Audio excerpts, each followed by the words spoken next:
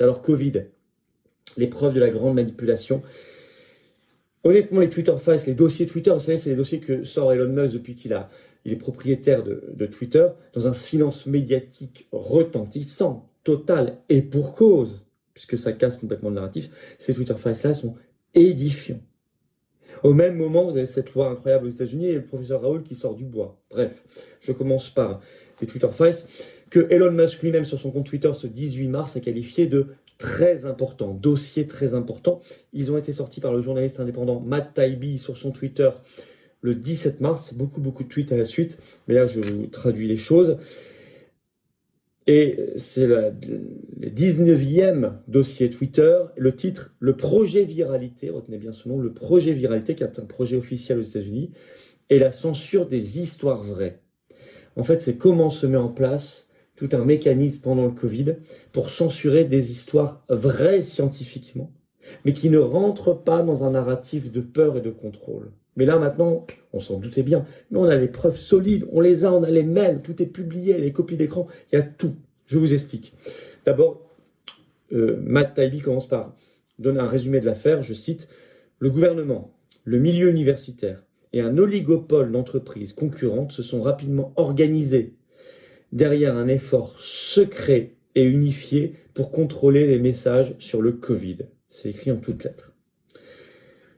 Et Matt Taibbi ajoute, je cite, « Cela a accéléré l'évolution de la censure numérique, la faisant passer à un nouveau modèle plus effrayant, ouvertement axé sur le récit politique au détriment des faits. » Donc tous les journalistes qui nous ont dit, on est juste, notamment, vous savez, les vérificateurs de faits, on est juste sur les faits, rien que les faits, non. Ouvertement axé sur le récit politique au détriment des faits. Alors, Matt Taibbi, d'après ses recherches, précise que ça, je cite, commence juste après l'entrée en fonction de Joe Biden, notamment le 5 février 2021. Il est entré en fonction en janvier 2021. 5 février 2021. Stanford, donc l'université américaine, je cite, écrit à Twitter pour discuter de ce projet viralité. Le 17 février 2021, Twitter accepte de se joindre à ce projet et a reçu son premier rapport hebdomadaire sur la désinformation anti-vax qui contenait 3 petits points, écrit Matt Taibbi, de nombreuses histoires vraies. Le 22 février 2021, des hauts cadres de Twitter comme Yoel Brott et Brian Clark sont accueillis à Stanford pour en discuter. Donc tout se met en place à ce moment-là, juste après l'arrivée de Biden à la Maison-Blanche. Accélération de la censure. Y compris, j'insiste y compris censure des histoires vraies. Vous allez comprendre. Je vais vous donner des exemples, ils sont à tomber de sa chaise. Le 2 mars 2021, je cite Matt Taibbi, qui cite lui-même un mail interne du projet Viralité. Nous commençons à accélérer notre processus de notification aux plateformes. 7 grandes plateformes, dont Twitter, Facebook, etc. Ce qu'ils qualifient eux-mêmes, je cite, de surveillance quasi totale du paysage des médias sociaux. Le projet Viralité refuse, je cite, les histoires vraies qui pourraient pousser à l'hésitation, notamment l'hésitation vaccinale. Vous avez bien entendu, le projet Viralité refuse les histoires vraies qui pourraient pousser à l'hésitation. Je vais vous citer un exemple, vous allez voir, c'est assez édifiant. Je cite, c'est le 14e tweet dans la série de tweets de Matt Taibbi. Le projet Viralité a déclaré à Twitter que les histoires vraies qui pourraient alimenter l'hésitation, y compris des choses comme les décès de célébrités après le vaccin, ou la fermeture d'une école centrale de New York en raison de rapports de maladies post-vaccinales, devraient être considérées comme de la désinformation standard sur les vaccins sur votre plateforme. Donc là, le projet Viralité, conçu notamment par l'université de Stanford, mais aussi des grands labos, etc., et des agences gouvernementales américaines, vous allez voir, dit à Twitter et à tous les autres, Facebook, etc., écoutez, il y aura des histoires vraies, mais vous devrez les considérer comme de la désinformation, parce que ça pousse à l'hésitation. Je vous cite un deuxième exemple. C'est le 16e tweet dans la lignée de tous les tweets de Matt Taibbi. Je cite, le projet Viralité a régulièrement présenté de vrais témoignages sur les effets secondaires, comme de la désinformation. Des histoires vraies, par exemple, de caillots sanguins, des produits AstraZeneca, à une histoire du New York Times sur les vaccinés qui ont contracté la maladie du sang nommée thrombocytopénie. Eh bien, tout ça, c'était présenté comme de la désinformation. Et ils vont même plus loin. Je cite toujours ce que disait le projet Viralité. Les gens ne faisant que se poser des questions égale, je cite, une tactique couramment utilisée par les diffuseurs de désinformation.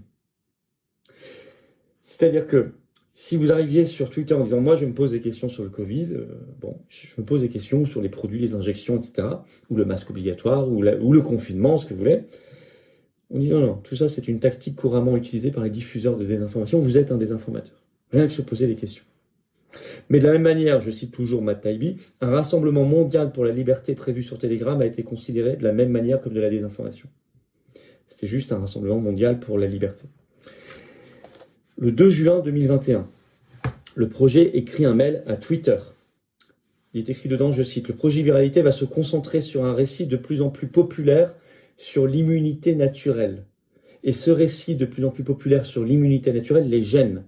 Donc le projet Viralité va le cibler, va se concentrer sur lui. Et on met les agences fédérales américaines gouvernementales dans le jeu. » Je vous cite un autre extrait. C'est le 28e tweet de Matt Taibbi. Je cite, « Après environ un an, le 26 avril 2022, le vice-président de ce projet a publié un rapport appelant à un mécanisme de contrôle des rumeurs pour traiter les récits à tendance nationale et à un centre d'excellence sur la désinformation qui serait hébergé au sein de la CISA, au département de la sécurité intérieure, donc directement hébergé au sein d'un ministère américain, avec des agences qui contrôlent la désinformation, etc.